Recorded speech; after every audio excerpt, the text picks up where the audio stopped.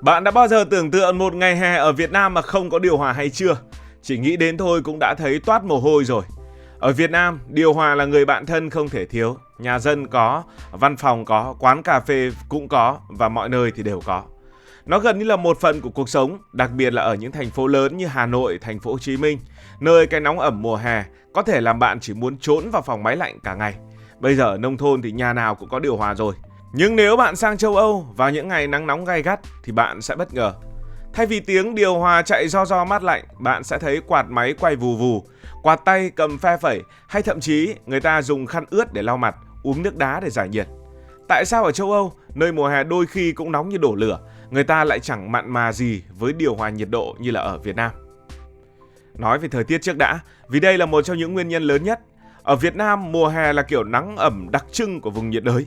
Nhiệt độ thường xuyên chạm mốc 35, 38, thậm chí là 40 độ C, có khi còn cao hơn, và độ ẩm thì cao ngất ngưởng, đôi lúc lên đến 80, 90%. Bước ra đường vào buổi trưa ở Hà Nội hay là thành phố Hồ Chí Minh, bạn sẽ cảm giác như đang đi trong một cái lò hơi, mồ hôi chảy ướt áo chỉ sau vài phút. Cái nóng ẩm này không chỉ khó chịu mà còn làm bạn cảm thấy ngột ngạt, như thể không khí đang bám lấy da của mình. Nhưng ở châu Âu, những nước như là Anh, Đức, Pháp hay thậm chí là Ý, Tây Ban Nha, mùa hè kiểu gì cũng dễ chịu hơn Việt Nam và không khí thì thường khô ráo, không có cảm giác ẩm ướt dính dớp như ở Việt Nam. Chẳng hạn ở Rome, một trong những thành phố nóng nhất châu Âu, cái nóng vẫn dễ thở hơn nhiều so với Hà Nội. Người châu Âu có thể ngồi thong dong ngoài trời, nhâm nhi một ly cà phê dưới bóng cây hoặc mở toang cửa sổ để đón làn gió mát tự nhiên. Trong khi đó ở Việt Nam, nếu bạn mở cửa sổ giữa trưa hè thì chỉ mời cái nóng và cái bụi vào nhà mình mà thôi. Chính vì thời tiết châu Âu hiền hơn, người dân ở nơi đây thường nghĩ cái nóng mùa hè chỉ là chuyện nhỏ, chịu được và chẳng cần phải lắp điều hòa làm gì cho nó tốn kém. Bây giờ hãy nói về văn hóa, vì đây là một điểm khác biệt cực kỳ thú vị. Ở Việt Nam, điều hòa gần như là biểu tượng của sự hiện đại và tiện nghi, từ nhà dân bình thường cho đến những quán ăn bình dân, từ văn phòng cho đến trung tâm thương mại, đâu đâu cũng thấy điều hòa chạy mát lạnh.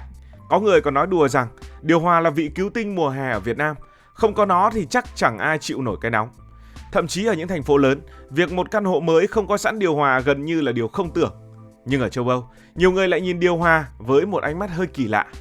Họ cho rằng điều hòa là thứ xa xỉ, tốn điện và tốn tiền, chẳng cần thiết gì cho lắm.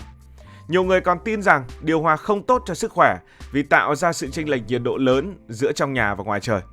Hình dung, ngoài trời hơn 30 độ C, trong nhà chỉ khoảng 20 độ C. Bước vào dễ bị sốc nhiệt, cảm lạnh hoặc đau đầu. Thế nên, thay vì bật điều hòa, họ thích dùng quạt tay, quạt trần hay đơn giản là cố mà chịu nóng. Hơn nữa, người châu Âu có một niềm tự hào nho nhỏ về cuộc sống hòa mình với thiên nhiên. Dùng quạt, mở cửa hay thậm chí là tát nước lên người để cho mát là cách họ đối phó với cái nóng, thay vì dựa vào những cỗ máy vốn ngốn nhiều năng lượng như điều hòa. Trong khi đó ở Việt Nam, nếu bạn bảo ai đó chịu nóng mà không dùng điều hòa, chắc họ sẽ nhìn bạn như thể bạn vừa nói một điều gì đó rất kỳ quặc. Tiếp theo phải nói đến chuyện tiền bạc, vì đây là một lý do rất quan trọng khiến điều hòa không phổ biến ở châu Âu. Ở Việt Nam, mua một chiếc điều hòa giá rẻ 5-7 triệu, gọi thợ đến lắp trong ngày trong buổi là xong. Tổng chi phí cũng không phải đến mức quá đau ví. Thậm chí với những gia đình bình thường, việc lắp điều hòa cho mỗi phòng trong nhà cũng không phải là một vấn đề quá lớn. Nhưng ở châu Âu, lắp điều hòa là một hành trình đầy tốn kém cả về công sức lẫn tiền bạc. Ví dụ ở Pháp chẳng hạn, bạn không thể tự mua máy rồi về tự lắp như ở Việt Nam, phải thuê một công ty chuyên nghiệp mà thợ lắp cần có chứng chỉ hành nghề đàng hoàng. Tổng chi phí mua máy, lắp đặt, bảo trì có khi lên đến vài nghìn ơ. Đây không phải là một mức giá dễ chịu.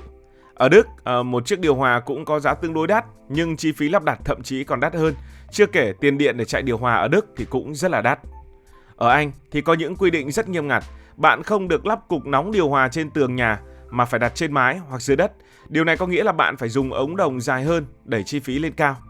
Có người tính ra chi phí lắp đặt ở Anh còn đắt hơn cả giá máy điều hòa. Tóm lại ở châu Âu, lắp điều hòa không chỉ tốn tiền mà còn tốn công, tốn sức, phức tạp, mất giấy tờ và kèm theo đó là những sự kiên nhẫn. Trong khi đó ở Việt Nam, điều hòa là thứ mua là có, thì ở châu Âu nó giống như một khoản đầu tư lớn mà không phải ai cũng sẵn sàng chi. Một lý do khác nằm ở cách người châu Âu xây nhà. Nếu bạn từng xem phim châu Âu hoặc đến thăm những thành phố như là London, Paris hay Berlin, có lẽ bạn sẽ thấy những ngôi nhà cổ kính với tường đá dày, cửa sổ nhỏ và mái thấp. Những ngôi nhà này được thiết kế để giữ nhiệt, giúp người dân vượt qua mùa đông lạnh giá khi nhiệt độ xuống âm độ. Tường dày và cửa sổ nhỏ giúp giữ ấm không khí bên trong, nhưng đến mùa hè, chúng lại trở thành lò giữ nhiệt khiến không khí bên trong nóng hơn. Tuy nhiên, vì mùa hè ở châu Âu thường ngắn và ít khắc nghiệt, người ta thấy không cần thiết phải cải tạo nhà để lắp điều hòa. Thay vào đó họ mở cửa sổ, dùng quạt hoặc ra ngoài ngồi dưới bóng cây. Trong khi đó ở Việt Nam, nhà cửa hiện đại thường được thiết kế thoáng khí với cửa sổ lớn, không gian mở, rất phù hợp để lắp điều hòa. Thậm chí ở những thành phố lớn, các căn hộ chung cư hầu như được tích hợp sẵn điều hòa như một tiêu chuẩn bàn giao cơ bản. Bạn mua một căn hộ mới ở Hà Nội hay thành phố Hồ Chí Minh, khả năng cao là điều hòa đã được lắp đặt sẵn hoặc ít nhất là đã có vị trí chờ. Để hình dung rõ hơn về sự khác biệt, chúng ta có một vài con số rất thú vị. Theo thống kê, chỉ khoảng 20% hộ gia đình ở châu Âu có điều hòa, thấp hơn rất nhiều so với Việt Nam, nơi điều hòa gần như là bạn đồng hành của mọi gia đình, đặc biệt là ở thành phố. Ở Anh, con số này thậm chí còn thấp hơn mức trung bình, chỉ dưới 5% hộ gia đình có điều hòa. Ở Đức khoảng 3%, ở Pháp cũng đâu đó trên dưới 5%. So sánh với Việt Nam, nơi mà từ nhà dân cho đến quán xá, trường học, bệnh viện đều có điều hòa, hoặc ở Mỹ, nơi 90% hộ gia đình sở hữu điều hòa, thì châu Âu đúng là lạc hậu về khoản này. Nhưng lý do không phải là họ không biết đến điều hòa mà vì họ cảm thấy không cần thiết.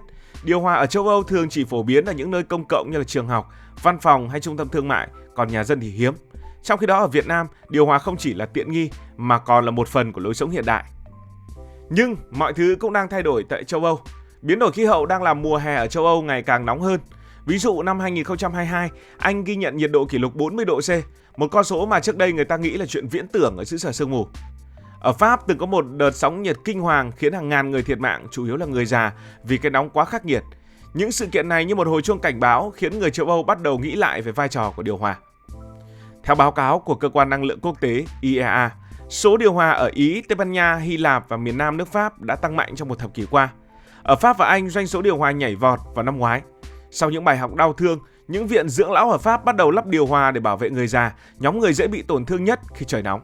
Thậm chí ở một số nước, điều hòa còn được xem là thiết bị y tế cần thiết để bảo vệ sức khỏe cộng đồng trong những đợt sóng nhiệt. Nhưng cái gì cũng có mặt trái. Khi châu Âu bắt đầu dùng điều hòa nhiều hơn, một vấn đề lớn xuất hiện, đó là tiêu thụ năng lượng. Điều hòa ngốn điện kinh khủng mà châu Âu lại đang đối mặt với khủng hoảng năng lượng, nhất là khi nguồn cung khí đốt từ Nga bị siết chặt trong những năm gần đây. Các nước châu Âu đang cố gắng giảm tiêu thụ năng lượng để bảo vệ môi trường và đạt các mục tiêu về biến đổi khí hậu. Thế nên, việc sử dụng điều hòa ồ ạt đặt ra một bài toán hóc búa, làm sao để vừa giữ mát, vừa không làm tổn hại môi trường. Một số nơi đang tìm cách giải quyết như sử dụng điều hòa tiết kiệm năng lượng hoặc kết hợp với những giải pháp làm mát tự nhiên, nhưng đây vẫn là một thách thức lớn. Trong khi đó ở Việt Nam, tuy điều hòa cũng tiêu tốn điện, nhưng người dân thường không quá lo lắng về vấn đề này vì giá điện rẻ hơn và điều hòa là một phần không thể thiếu của cuộc sống. Nói tóm lại, châu Âu không dùng điều hòa nhiều như Việt Nam vì thời tiết của họ đã dễ chịu hơn. Văn hóa xem điều hòa là thứ xa xỉ và không tốt cho sức khỏe. Chi phí lắp đặt thì đắt đỏ và nhà cửa thì được thiết kế để giữ ấm chứ không phải là làm mát. Nhưng khi trái đất ngày càng nóng lên, người châu Âu cũng đang dần làm quen với điều hòa dù vẫn còn e dè vì chi phí và tác động đến môi trường. Lần tới nếu bạn sang châu Âu vào mùa hè, thấy người ta ngồi quạt phe phẩy, uống nước đá bên cửa sổ hay thậm chí lau mặt bằng khăn ướt, hãy nhớ rằng đó không phải là cách họ đối phó với cái nóng mà là một phần của văn hóa và lối sống độc đáo. Nhưng nếu bạn thấy một chiếc điều hòa đang chạy, đó là dấu hiệu của một châu Âu đang thay đổi từng chút một để thích nghi với cái nóng ngày càng khó chịu của thế giới hiện đại. Cảm ơn vì đã quan tâm theo dõi câu chuyện này. Nếu cảm thấy thú vị, bạn có thể nhấn nút đăng ký kênh, bật chuông thông báo và chia sẻ. Còn bây giờ thì xin được nói lời chào, tạm biệt.